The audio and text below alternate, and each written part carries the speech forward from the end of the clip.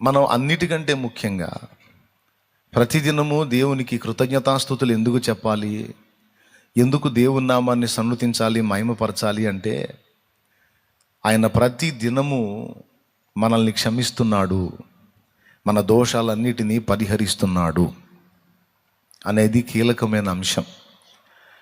ప్రతి దినము దోషాలను క్షమిస్తున్నాడు, కృప చూపుతున్నాడు, తన అనుగ్రహం మన మీద చూపుతూ మారు మనసుకు ఏ రోజుకు ఆ రోజు మనల్ని ప్రేరేపిస్తున్నాడు. క్షమిస్తున్నాడు, మారు మనసు పొందమని పిలుపునిస్తున్నాడు.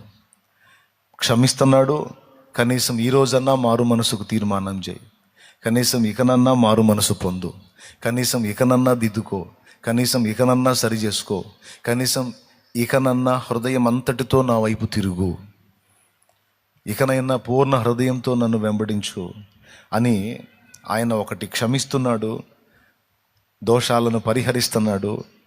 తూర్పుకు పడమర ఎంత ఎడముగా ఉందో మనకి మన అతిక్రమాలకు అంత ఎడం చేస్తున్నాడు. ఇది రోజు చేస్తున్నాడు. అలాగే రోజు కూడా మారు మనస్సు పొందమని, మారు మనసుకు తగిన ఫలము ఫలించమని ఆయన అనుగ్రహాన్ని బట్టి మనల్ని ప్రేరేపిస్తున్నాడు.